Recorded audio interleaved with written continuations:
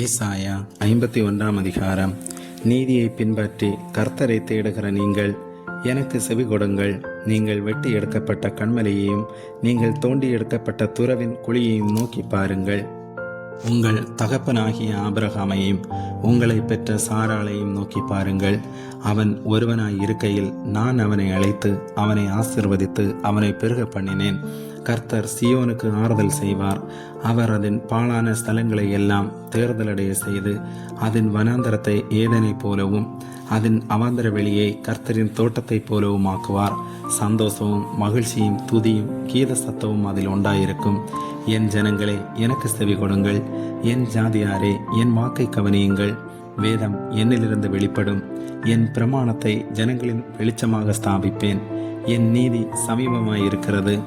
என் இரட்சிப்பு வெளிப்படும். என் புயங்கள் ஜனங்களை நியாயம் தீர்க்கும். தீவுகள் எனக்கு காத்திருந்து என் புயத்தின் மேல் நம்பிக்கையாயிருக்கும். உங்கள் கண்களை வானத்துக்கு ஏறிடுங்கள். கீழே இருக்கிற பூமியையும் நோக்கி பாருங்கள். வானம் புகையைப் போல் ஒளிந்து போம். பூமி வஸ்திரத்தை போல் பழசாய்ப்போம். அதன் குடிகளும் அப்படியே ஒளிந்து போவார்கள். என் இரட்சிப்போ என்றென்றைக்கும் இருக்கும். என் நீதி அற்றிப்போவதில்லை. நீதியை அறிந்தவர்களே, என் வேதத்தை இருதயத்தில் பதித்திருக்கிற ஜனங்களே, எனக்கு செவி கொடுங்கள். மனுஷரின் நிந்தனைக்கு பயப்படாமலும் அவர்கள் தூசணங்களால் கலங்காமலும் இருங்கள்.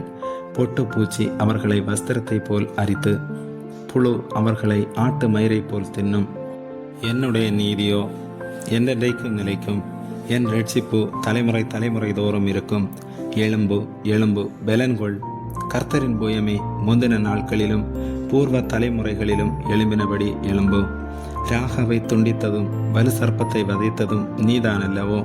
மகா ஆழத்தின் தண்ணீர்களாகிய சமுத்திரத்தை வற்றி போக பண்ணினதும் மீட்கப்பட்டவர்கள் கடந்து போக கடலின் பள்ளங்களை வழியாக்கினதும் நீதான் அல்லவோ?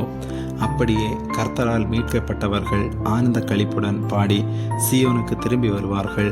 நித்திய மகிழ்ச்சி அவர்கள் தலையின் மேல் இருக்கும். சந்தோஷமும் மகிழ்ச்சியும் அடைவார்கள். சஞ்சலமும் தவிப்பும் ஓடிப்போம். நானே உங்களுக்கு ஆறுதல் செய்கிறவர்.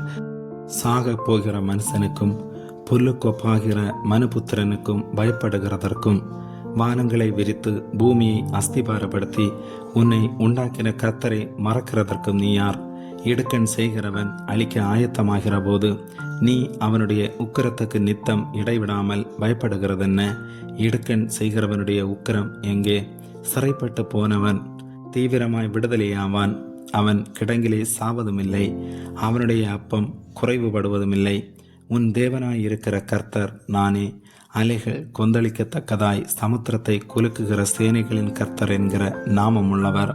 நான் வானத்தை நிலைப்படுத்தி பூமியை அஸ்திவாரப்படுத்தி சீயோனை நோக்கி நீ என் ஜனம் என்று சொல்வதற்காக நான் என் வார்த்தையை உன் வாயிலை அருளி என் கரத்தின் நிழலினால் உன்னை மறைக்கிறேன்.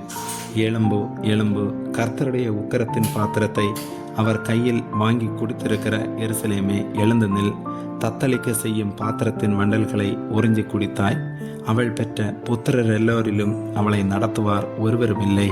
அவள் வளர்த்த குமாரர் எல்லோரிலும் அவளை கை கொடுத்து அழைப்பார் ஒருவரும் இல்லை. இவ்விரண்டும் உனக்கு சம்பவித்தது. உனக்கு பரிதவிக்கிறவன் யார்? பால் கடிப்பும் சங்காரமும் பஞ்சமும் பட்டயமும் வந்தன. யாரை கொண்டு உனக்கு ஆறுதல் செய்வேன்? உன் குமாரர் மூர்ச்சித்து விழுந்தார்கள். அவர்கள் வலையிலே சிக்குண்ட கலைமானைப் போல எல்லா வீதிகளின் முனையிலும் கர்த்தருடைய உக்கிரத்தினாலும் உன் தேவனுடைய கண்டிதத்தினாலும் நிறைந்தவர்களாய் கிடக்கிறார்கள். ஆகையால் சிறுமைப்பட்டவளே, மதுபானம் குடியாமல் வெறி கொண்டவளே, நீ கேள். கர்த்தராகிய உன் ஆண்டவரும் தம்முடைய ஜனத்துக்காக வழக்காடப் போகிற உன் தேவனுமானவர் சொல்லுகிறது என்னவென்றால், இதோ தத்தளிப்பின் பாத்திரத்தை உன் கையிலிருந்து நீக்கி போடுகிறேன். இனி என் உக்கிரத்தினுடைய பாத்திரத்தின் வண்டல்களை நீ குடிப்பதில்லை. உன்னை நோக்கி நாங்கள் கடந்து போகும்படிக்கு குனி என்று சொல்லி கடந்து போகிறவர்களுக்கு நீ உன் முதுகை தாரையும் வீதியுமாக்கும்படி உன்னை சஞ்சலப்படுத்தினவர்களின் கையில் அதை கொடுப்பேன் என்றார். ஆமேன்.